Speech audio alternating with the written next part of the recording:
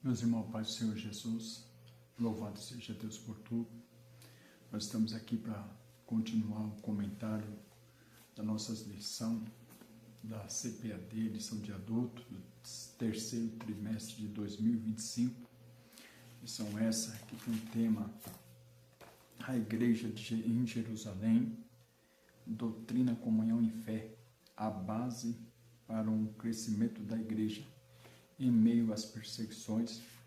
E nesta feita nós estaremos na lição de número 4, que tem o título A Igreja Cheia do Espírito Santo. Vamos estar estudando sobre as características da igreja cheia do Espírito Santo.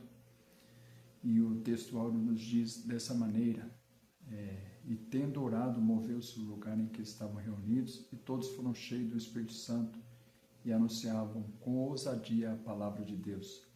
Atos dos Apóstolos, capítulo 4, versículo 31. Nossa verdade prática nos diz: uma igreja cheia do Espírito Santo suporta aflições, ora com poder e ousa no testemunho cristão. A nossa leitura bíblica em classe se encontra no livro de Atos dos Apóstolos, capítulo 4, versículo 24 a 31. É uma oração coletiva que a igreja fez para que Deus desse graça e ousadia, concedesse a eles o anunciar o nome de Jesus. Diz assim o texto: e ouvindo eles isto, unânimes levantaram a voz a Deus e disseram: Senhor, Tu és o Deus que fizeste o céu, a terra e o mar e tudo que neles há, que disseste pela boca de Davi o teu servo, porque bramam os gentios e os povos pensam coisas vãs. Levantaram-se os reis da terra e os príncipes se ajuntaram a uma contra o Senhor e contra o seu ungido, porque verdadeiramente contra o seu santo Filho Jesus, que tu ungiste, se ajuntaram não só Herodes, mas Pôncio Pilatos, com os gentios e os povos de Israel, para fazer tudo o que a tua mão e o teu conselho tinha anteriormente determinado que se havia de fazer. Agora, pois, ó Senhor, olha para as suas ameaças e concede aos teus servos que falem com toda a ousadia a tua palavra, enquanto estendes as tuas mãos para curar, para que se faça sinais, prodígios, pelo nome do teu santo Filho Jesus. E tendo orado, moveu-se o lugar em que estava, e todos foram cheios do Espírito Santo e anunciavam com ousadia a palavra de Deus. Meus amados, então nessa feita nós vamos estar estudando a respeito de uma igreja cheia do Espírito. Vamos analisar algumas características e o que a nossa revista propõe, e nós devemos entender e buscar ser parte de uma igreja cheia do Espírito Santo, da igreja de Cristo, ser cheio do Espírito Santo de Deus. O Senhor nosso Deus nos salvou pela graça maravilhosa que está em Jesus Cristo. O Espírito Santo de Deus nos convenceu do pecado, do juízo e da justiça. A regeneração aconteceu mediante a obra do Espírito. Nascemos do Espírito. O Espírito Santo de Deus habita em nós. Somos selados pelo Espírito Santo. Temos o Espírito como penhor da nossa salvação e vivemos uma nova vida, a vida do Espírito. Essa nova vida no Espírito para agradar e viver o propósito de Deus para nossas vidas. Deus nos chamou e nos chamou para viver para a sua glória. Então devemos aprender a ser uma igreja cheia do Espírito de Deus. A nossa introdução, ela diz dessa maneira: nessa lição, nós veremos como uma igreja cheia do Espírito Santo se comporta, a partir do capítulo 4, versículo 24 ao 31, que é a nossa base do comentário de Atos dos Apóstolos, relevante para o mundo. A nossa introdução está destacando cada um dos tópicos, cada um dos pontos que vai ser aprofundado no nosso comentário. Então nós vemos aqui um tópico 1 que diz que uma igreja cheia do Espírito Santo é uma igreja perseverante. Uma igreja perseverante, ela se mostra como? O que é ser perseverante? O que significa ser perseverante? Qual é a definição? É um adjetivo de qualidade, de quem não desiste facilmente diante de uma dificuldade diante de um obstáculo, uma pessoa que é obstinada, persistente, que possui perseverança e que persevera, que persiste numa atitude. Então a perseverança de uma igreja, ela está isso, não volta atrás. Ela não larga a sua fé devido às perseguições. Então a igreja cheia do Espírito, o crente cheio do Espírito, ele vai perseverar. E o Senhor Jesus disse que aquele que perseverasse até o fim seria salvo. Então é necessário perseverança, porque Deus, ele nos chamou para uma obra. Deus nos chamou para ser o sal, ser a luz deste mundo, proclamar o evangelho de salvação na pessoa de Jesus Cristo. E para isso nós temos que viver no mundo, e viver no mundo é viver uma vida de fé, e perseverar nessa fé, olhando para Jesus, o autor e o consumador da nossa fé. Entre a autoria e consumação da nossa fé existe um caminho, e este caminho nós vamos ter que ser perseverante. E para ser perseverante precisamos ser cheios do Espírito Santo de Deus. Como a nossa introdução já disse, nós precisamos só cheio do Espírito Santo que nós vamos resistir e perseverar. Então a palavra perseverança, ela tem essa conotação de não desistir, de ir até o fim. E é o que aconteceu com a igreja aqui registrada em Atos dos Apóstolos. A perseverança é mostrada pelo fato que ela suporta o sofrimento. Nós temos a base para a perseverança aqui do nosso texto, segundo o comentarista da nossa lição, em Atos dos Apóstolos, capítulo 4, versículo 8, que diz assim a palavra de Deus.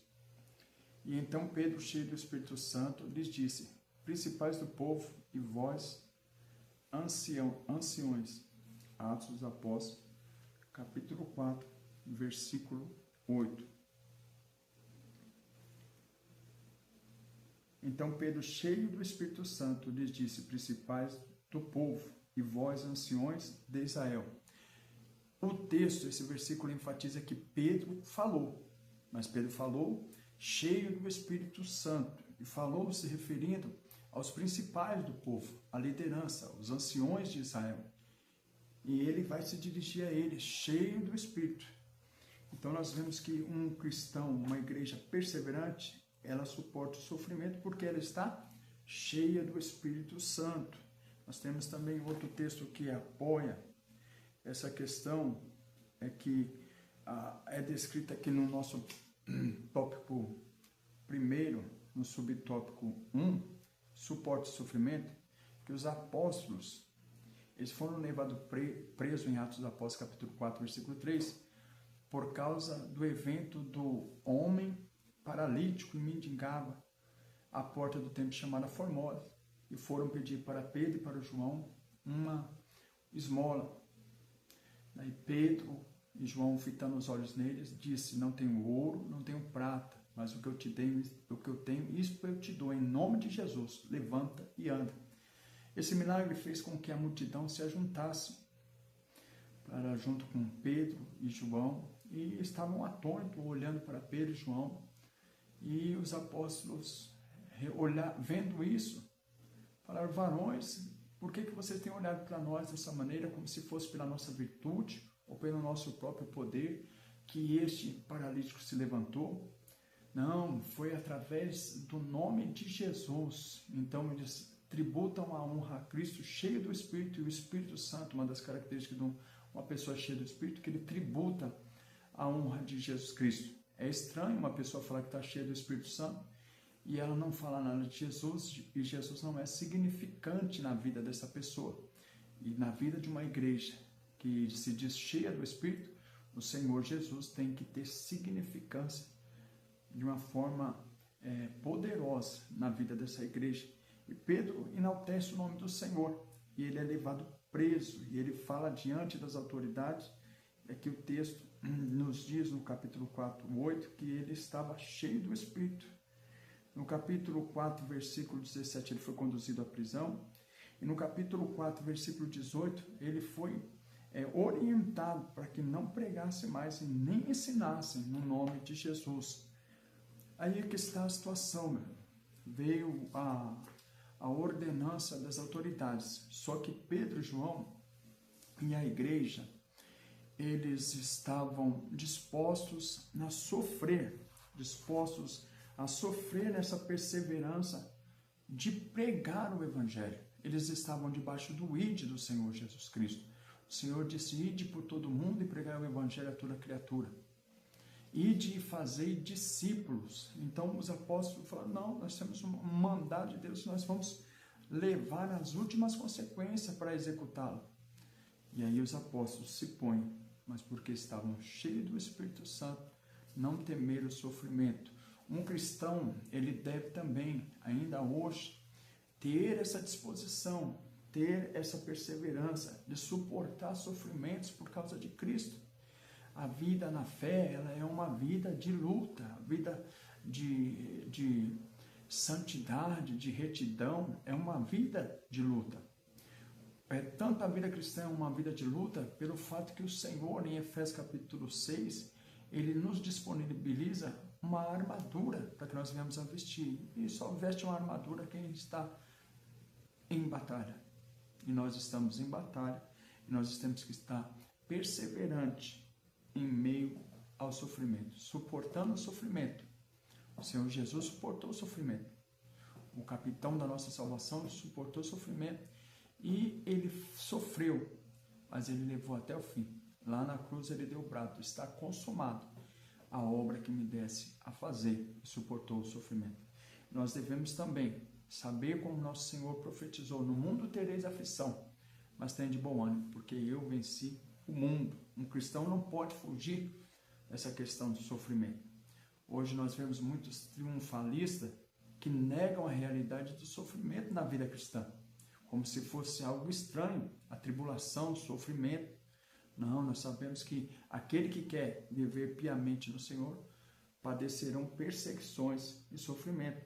O nosso subtópico 2 do tópico 1 diz assim, que ela não negocia também os seus valores. Nós temos a base no capítulo 4, versículo 19, onde os apóstolos, eles dizem dessa maneira aqui. Capítulo 4, versículo 19. Respondeu, porém, Pedro e João, e lhes disseram: julgai vós se é justo diante de Deus ouvir-vos a vós, antes a vós do que a Deus. Pedro e João falam aos principais: julgai entre vós mesmos se é justo obedecer antes a vós do que a Deus. Eles tinham uma ordenança aqui dos principais, das autoridades, para que não pregasse, nem anunciasse, nem ensinasse no nome de Jesus. Mas eles tinham, da parte do Senhor, um mandato para que pregasse, para que ensinasse, para que discipulasse. E ele falou assim: julgai o que é certo. A quem eu devo obedecer? A quem devemos obedecer? E aí ele coloca aqui que os valores dele não eram negociados, não dá para negociar. É isso que ele está fazendo. Não, obedecemos a Deus. Nós obedecemos a Deus. E Deus quer que nós proclamamos o Evangelho, Deus quer que nós fazemos discípulos. Nós vamos fazer dessa maneira. Nós temos também o subtópico 3, que diz a respeito também de uma igreja perseverante, uma igreja cheia que é perseverante. Ela também está convicta da sua fé. Nós temos a base em Atos dos Apóstolos, capítulo 4, versículo 20. Olha a convicção de fé que eles tinham. Porque não podemos deixar de falar do que temos visto e ouvido. Eles tinham convicção. Também em Atos dos Apóstolos, que é outra referência da nossa lição, Atos dos Apóstolos, capítulo de número 8, versículo 6, diz assim: e as multidões unanimemente prestavam atenção ao que Filipe dizia, porque ouviam e viam os sinais que por ele se fazia. Então as multidões ali de Samaria, também onde Filipe pregava, viam e ouviam o que por eles era feito. O Senhor, o Espírito Santo, através da vida deles. Então os apóstolos dizem assim: nós temos convicção, mas não podemos deixar de pregar, de anunciar aquilo que nós temos visto e ouvido. Eles tinham visto e ouvido o Senhor ressurreto. Eles tinham olhado e sabiam que Jesus morreu na cruz do Calvário, sabiam que Jesus foi sepultado, mas também sabiam que ao terceiro dia ele ressuscitou. E Jesus falou: ficar em Jerusalém, recebereis virtude e ser-me-eis testemunha. E o Senhor, que disse dessa maneira, cumpriu a promessa e batizou eles com o Espírito Santo e encheu eles com o Espírito Santo, e eles, cheios do Espírito Santo, estavam ali convictos na sua fé. Um cristão, ele precisa de convicção. O Espírito Santo convenceria o homem do pecado, do juízo e da justiça. O homem, debaixo dessa convicção, é o que é necessário para ele nascer de novo. Ele vai a Cristo quebrantado porque ele foi convencido pelo Espírito dessas três coisas, do pecado, do juízo e da justiça. E ele recebe um novo nascimento. É uma convicção tremenda. É algo maravilhoso, tremendo que acontece na vida do salvo. Ele muda a sua mente, se converte ao Senhor, abandona o pecado, começa uma vida de santidade. E aí ele vai vivendo também a experiência do revestimento, do batismo com o Espírito Santo, do revestimento. Como os apóstolos aqui já eram batizados pelo Espírito Santo, mas aqui eles foram revestidos de novo em Atos dos Apóstolos, capítulo 4, versículo 24, versículo 31, para ser mais exato, onde que fala que o lugar onde ele estava se moveu e todos foram cheios do Espírito Santo e anunciavam a palavra com ousadia. Então é necessário, a vida cristã é uma vida que é na dependência do Espírito Santo que ela deve ser trilhada. Uma igreja bíblica, uma igreja verdadeira, uma igreja que se espelha nas Escrituras, ela deve ter essa característica de ser cheia do Espírito Santo de Deus, ter convicção. E ainda hoje o Senhor, ele tem experiência a dar a cada crente, para levar o crente a ter as suas experiências, a sua convicção. Porque ele diz assim, nós temos visto e nós temos ouvido. E o que o crente tem visto? O que você tem ouvido? Você tem convicção do Deus que você serve? Jó disse, eu sei em quem tenho crido. Eu sei em quem tenho crido. Eu sei que o meu Redentor vive, que por fim ele se levantará sobre a terra. Então nós devemos estar nessa medida de fé. Nós temos que estar neste enchimento, cheios de Deus e cheios de convicção. Então nós vemos aqui os tópico 2. O tópico 2 também diz assim, falando sobre uma igreja cheia do Espírito, que é uma igreja que ora com poder. Uma igreja cheia do Espírito, ela vai orar com poder. E é onde que temos a nossa base. A nossa base está aí no capítulo 4, versículo 31, que diz assim, e tendo orado, moveu-se o lugar em que estavam reunidos, e todos foram cheios do Espírito Santo e anunciavam com ousadia a palavra de Deus. Então, nós vemos aqui que uma igreja cheia do Espírito é uma igreja que ora com poder. E aqui nós temos o tópico 1, que diz orando com propósito. O poder é esse poder do Espírito Santo que veio da vida deles e encher a vida deles. Uma igreja cheia do poder de Deus. Ela ora, mas ela ora com um propósito, que é o subtópico 1 do tópico 2, que diz assim, é a oração inteira, do capítulo 4, versículo 24 ao 30. E qual o propósito que eles tinham nessa oração? Eles tinham um propósito de pregar o evangelho com ousadia, porque os apóstolos voltaram da prisão e contaram para a igreja reunida o que eles passaram, o que eles sofreram, as ameaças que eles sofreram. E a igreja toma a decisão, nós vamos aceitar esse negócio. Mas como? Diante de Deus. Foram a Deus em oração. E o Senhor Deus respondeu do céu, movendo aquele lugar onde ele estava e enchendo eles com o Espírito Santo. E o propósito da oração era qual? Senhor, concede ao seu servo que fale do seu nome livremente. Conceda o livre curso da sua palavra, para que nós possamos pregar o evangelho. Mesmo debaixo de perseguição, o apóstolo Paulo, ele viveu uma ferrenha perseguição, e ele fala assim, eu estou preso, mas a palavra de Deus não está preso. Nós vemos que temos as cartas da prisão que o apóstolo escreveu. Então a perseguição, ela se intensifica. A maioria desses apóstolos aqui vão morrer por causa da perseguição, mas vão ser fiel até a morte e vão receber a coroa da vida. É esse o dever do cristão. É ser cheio do Espírito e ter oração com propósito. Qual é o propósito aqui? Fazer o seu querer, fazer a sua vontade. O Senhor Jesus orou no Getsemane, oração de propósito. Ele falou ali de joelho, sentindo a ânsia da morte. Ele falou assim, todavia seja feita a tua vontade. Deus tem uma vontade específica para cada vida, e essa vontade ela deve prevalecer. E a vontade de Deus é que o evangelho fosse propagado. e conceda aos seus servos que falem do seu nome livremente. Essa era a oração dos apóstolos. Em Atos dos Apóstolos, capítulo 4, versículo 24 ao 30. Nós vemos aqui também que uma igreja cheia do Espírito é uma igreja que ora com poder, mas é uma igreja que também ora em unidade. A nossa base está no capítulo 4, versículo 24, que diz assim: e ouvindo eles isto, unânimes levantaram a voz a Deus. Então, ora com unidade. Unânimes, todos orando debaixo de um mesmo propósito.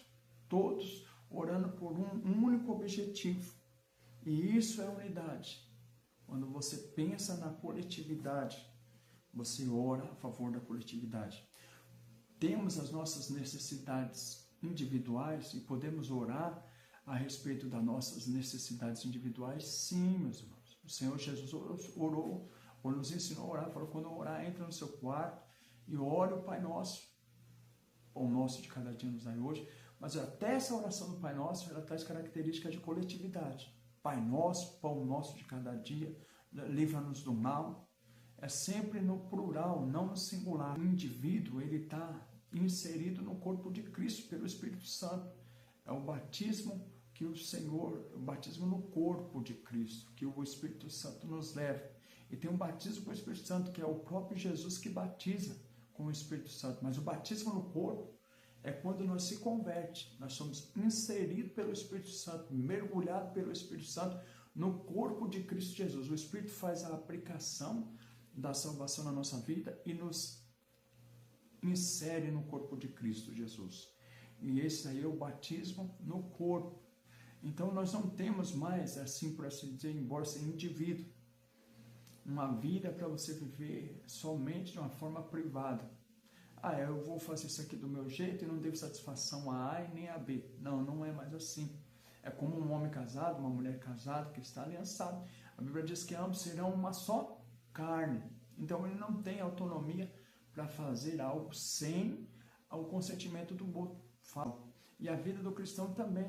Tem um texto das Escrituras que diz que nós não podemos pegar o nosso corpo, que também é corpo do Senhor, membro do corpo de Cristo, e unir a uma meretriz, porque nós iremos estar fazendo o quê? O corpo do Senhor ter comunhão com a meretriz? Não, de maneira nenhuma é para nós fazer isso aí. O nosso corpo é templo do Espírito Santo de Deus. Nós somos pedras vivas, também Pedro vai falar. Somos edificados para a morada do Senhor. Então, como pedras, dá mais a ideia. Se fala que o nosso corpo é templo do Espírito, mas a palavra como pedras vivas parece uma construção de um sobre o outro para a glória de Deus, da coletividade. Então, nós temos que pensar unanimemente também, na união. Então, nós temos responsabilidade diante do corpo de Cristo Jesus. Também uma igreja cheia do Espírito Santo é uma igreja que ora com poder, mas também ora fundamentada na palavra de Deus. A base é o capítulo 4, versículo 25 de Atos dos Apóstolos. Olha o que diz a palavra de Deus aqui. Que disseste pela boca de Davi, o teu servo, porque brama um gentio e os povos pensam coisas vãs. Eles estão orando, e ali eles citam o Salmo 2, onde Davi ele vai falar da perseguição, do conluio que se fizeram para perseguir o Senhor e os seus ungidos, o seu ungido. Então nós vemos aqui que eles oravam pautado com base na Sagrada Escritura. A citação é do Salmo 2, o verso 1 e o verso 2. Então eles tinham uma mente que era dirigida pela palavra de Deus. E isso aí é importante que nós tenhamos também. O Senhor Jesus, ele disse, se vós estiverdes em mim, a minha palavra estiverdes em vós, verdadeiramente sereis meu discípulo. Eu pedirei o que quiser e isso será feito. O que é interessante nesse texto? De estar em Cristo, a palavra dele em nós, e aí nós vamos pedir o que nós quisermos será concedido. Quando nós estamos em Cristo e a palavra dele está em nós, a mudança na nossa vontade, a mudança do nosso desejo. Nós começamos a aprovar aquilo que é agradável ao Senhor e começamos a pensar como Deus pensa, agir como o Senhor age, ter a mente de Cristo Jesus. Então, o Senhor Jesus, ele é aquele que diz assim, eu tenho uma comida para fazer, a comida para fazer é a vontade do Pai. O cristão também, ele tem que ter uma vida que ele pense conforme a palavra de Deus, a vontade de Deus. Então, o cristão, ele precisa ter sua vida cheia de Deus, cheia do Espírito, fundamentada na palavra. Ele ora dentro da palavra. Todavia, seja feita segundo a sua vontade. Um bom cristão, um cristão cheio, uma igreja cheia do Espírito, ela vai viver a sua vida fundamentada na palavra de Deus. A palavra de Deus revela a vontade de Deus para nossas vidas. Homens e mulheres que vão se fundamentar na palavra de Deus. Os apóstolos, ele vai falar assim, tem um texto que Paulo diz, fala assim, nós temos a sentença de morte em nós mesmos para não confiar em nós, mas confiar em Deus que ressuscita o morto. Da onde que o apóstolo ele tirou essa ideia de que Deus ressuscita os mortos? Da palavra de Deus. E a palavra de Deus, ela é fundamento para a nossa vida, para dar paz em meio às perseguições. Perseverante, crescer em meio à perseguição, porque o Senhor está conosco, porque o Senhor é aquele que ressuscita os mortos. Então nós temos que tocar na nossa vida de forma ousada e orar dentro da vontade de Deus, dentro da palavra de Deus, calçado na palavra de Deus, meus amados. Nós temos também o tópico 3 da nossa lição. O tópico 3, ele vai falar de uma igreja cheia do Espírito Santo. Ela é uma igreja que é ousada no seu testemunho. Ela é ousada no seu testemunho. É interessante para nós meditarmos, pensarmos o que vem a ser essa questão de ser ousada. Ousado significa alguém que age com coragem, audácia e sem medo de correr risco, muitas vezes buscando inovar ou ir além do que é considerado comum. Então, ousadia é aquele que tem coragem, aquele que tem audácia, aquele que não tem medo de correr risco. Então, uma igreja, que é cheia, ela é ousada no seu testemunho. Ela não tem medo de correr risco, ela ousa testemunhar. Mas não somente um testemunho frio, mas ela tem um testemunho ousado. E esse testemunho ousado se mostra ousadia quando é para enfrentar a oposição ao Evangelho. Aonde está a base? A base está em Atos dos Apóstolos, capítulo 4, que é a base da nossa lição deste domingo. Capítulo 4, no seu versículo de número 29, diz assim: agora, pois, ó Senhor, olha para as suas ameaças e concede aos teus servos que falem com toda a ousadia a tua palavra. Esse é o pedido dele. Concede aos seus servos que eles falem com ousadia. Olha a ameaça deles, Senhor. Estavam debaixo de ameaça, sabiam, mas fala assim, nós vamos enfrentar essa ameaça, essa oposição ao Evangelho, de forma que demonstremos sempre cheio do Espírito Santo de Deus a maneira correta de agir. Mas não vamos retroceder, nós vamos prosseguir. A Bíblia vai falar que nós não é daquele que olha para trás, daquele que retrocede, mas daquele que persevera para a aquisição da vida, né? Vamos ver a palavra de Deus também, que uma igreja cheia do Espírito é uma igreja ousada no seu testemunho, mas segundo o tópico 2, diz assim, ousada no exercício dos dons espirituais também. Capítulo 4, versículo 31, diz que eles, é a base, diz que o lugar onde que eles estavam, e tendo orado, moveu-se o lugar em que estavam reunidos, e todos foram cheios do Espírito Santo, e começaram a falar com ousadia a palavra de Deus. Uma igreja cheia do Espírito, que era essa igreja de Jerusalém, ela é uma igreja ousada no seu testemunho, e por ser ousada no seu testemunho, é uma igreja que é ousada também no exercício dos dons espirituais. E a palavra aqui, para ser cheio, ela é usada também no sentido de ter os dons, transbordar nos dons, manifestar os dons manifestos numa igreja cheia e usada na área do testemunho. Dons, todos os dons de Deus estão presentes, dons, fruto, manifestação do Espírito. A manifestação do Espírito é algo tremendo e necessário na igreja do Senhor. Ele precisa estar atuante de forma poderosa. A igreja tem que ser sensível à voz do Espírito Santo de Deus.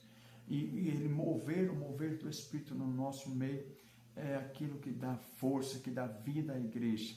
Não adianta ser um corpo sem vida, né? Se levantou ali os esqueletos, criou carne, criou músculo, mas não tinha Espírito, e o Espírito foi soprado sobre ele. E o Espírito soprado sobre ele é o que trouxe movimento, é o que trouxe vida, exposição da vida.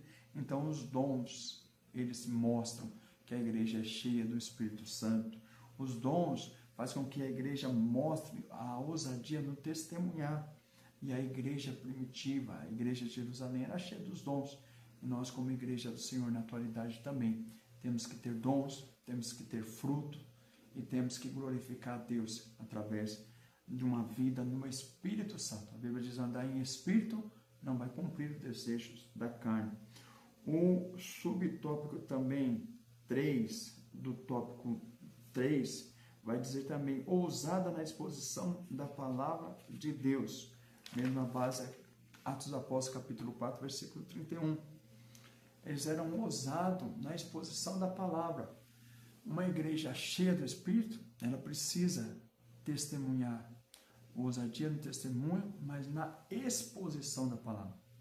O que é expor a palavra de Deus? Você pega algo e você coloca ele exposto. Um exemplo, aqui na minha mesa aqui tem o meu óculos. Os irmãos não estão vendo ele, mas eu pego ele e mostro aqui para os irmãos, as irmãs. Está aqui o óculos. Então aqui é expor. Então o que quer dizer expor a palavra de Deus? Pega a palavra de Deus e o texto está aqui e prega com ousadia aquilo que está aqui. Não é a ideia de uma pessoa, não é uma filosofia do mundo, não é simplesmente questões ou temas que sejam da psicologia, da sociologia. Não, é a palavra de Deus, da filosofia, expor a palavra. O evangelho foi comparado a um leão. Um leão não precisa ser defendido, ele precisa somente abrir a jaula e deixar ele sair, que ele vai se sobressair sobre qualquer situação. Quando o cristão, servo de Deus, quando a igreja expõe a palavra de Deus, aí o poder de Deus ele move, porque o Senhor é responsável pela sua palavra, e a sua palavra não voltará para ele vazia, antes vai cumprir o propósito do Senhor. A palavra do Senhor, ela vai cumprir o propósito para o qual ela foi enviada. Fiel é o Senhor nessa questão, fiel é o Senhor nessa questão. Ele não vai deixar a palavra dele cair por terra. Passará os céus e a terra, mas a minha palavra não há de passar. Então a igreja tem que focar nisso, nessa compreensão. Ela é uma expositora da palavra de Deus. A igreja precisa expor. Uma igreja cheia do Espírito, ela expõe a palavra. Não adianta viver uma vida, nós temos falado de uma espiritualidade que muitos têm vivido, que é uma espiritualidade que eles alegam que eles estão vivendo na prática, né? A prática de vida deles demonstram fé que excede a necessidade de estar estruturado na palavra. Eles têm uma experiência com Deus tão tremenda, tão viva, que eles não precisam mais da Bíblia, não precisam da palavra de Deus. Mas não é isso que nós aprendemos com a igreja primitiva.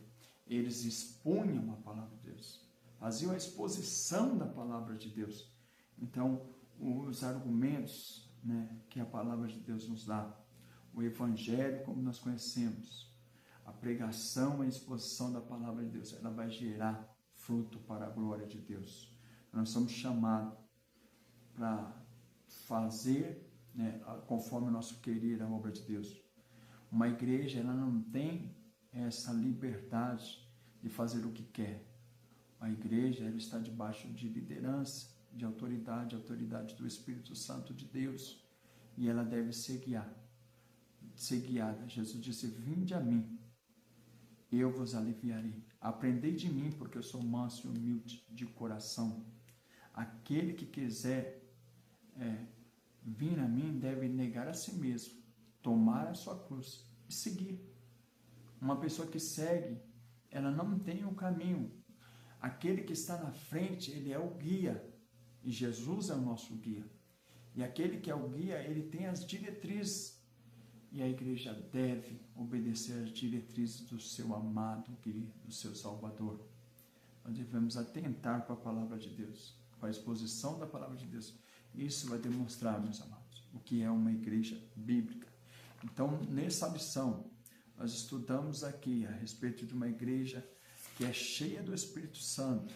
Uma igreja que é cheia do Espírito Santo, ela demonstra essas qualidades, essas características. É uma igreja que ela é perseverante. E pelo fato dela ser perseverante, ela persevera não somente nos momentos bons, ela persevera suportando o sofrimento.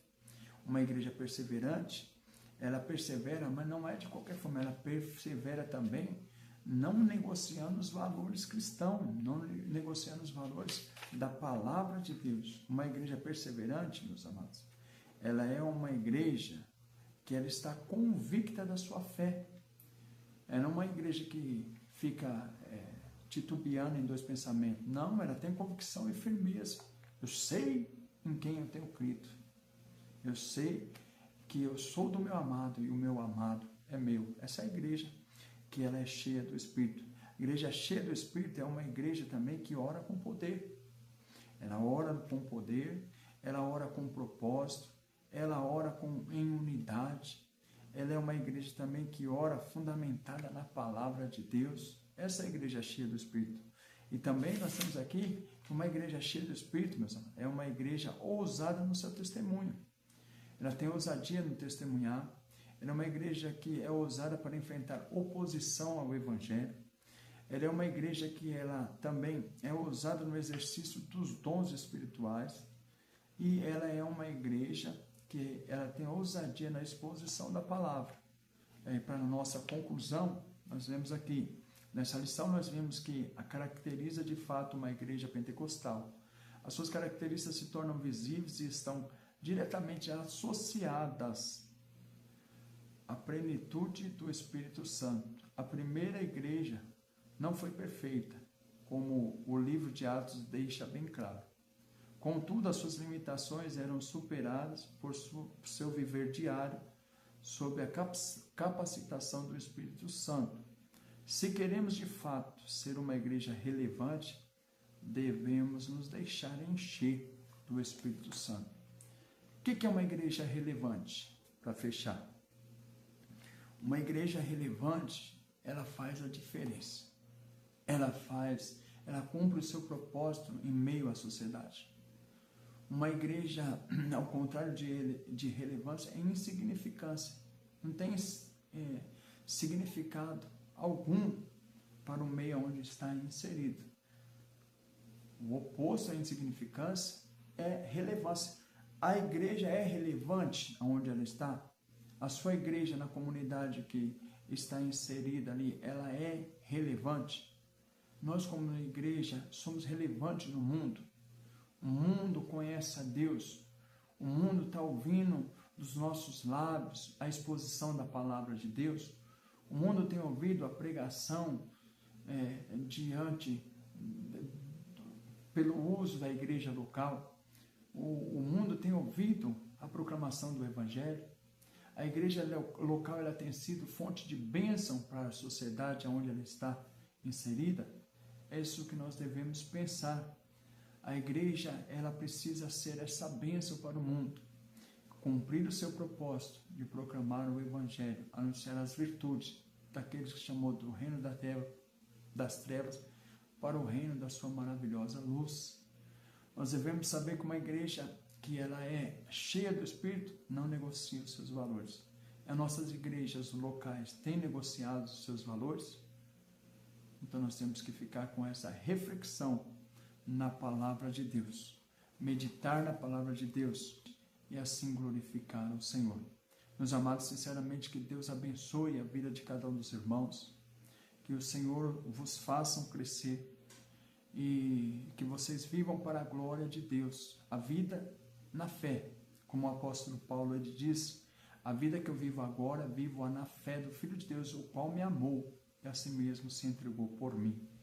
Deus abençoe, meus amados. Se você ainda não é inscrito no canal, se inscreva deixe um like, um comentário. É bom para nós levar esse projeto adiante com a graça de Deus e poder ver esse canal crescendo e ser bênção na vida da igreja. Que Deus abençoe. Vamos a Deus em oração. Senhor, nosso Deus, nosso Pai, nós te louvamos e te bendizemos no nome de Jesus. Em nome de Jesus nós pedimos que através do dom do Espírito Santo, da atuação do Espírito Santo, o seu nome seja glorificado nesse trabalho. E nessa lição também que será estudada, Senhor, no domingo. Abençoa, Jesus, a vida de cada professor, cada professora, cada irmão que vai chegar ao conhecimento desse texto, Senhor, e desse vídeo. Abençoa em nome de Jesus. Derrama do seu poder, conceda graça e venha nos encher a cada dia, Senhor, do seu Espírito para viver para a tua glória, Pai. No nome de Jesus nós pedimos essa bênção e no precioso nome de Jesus nós te agradecemos. Amém e amém. Deus abençoe, meus amados.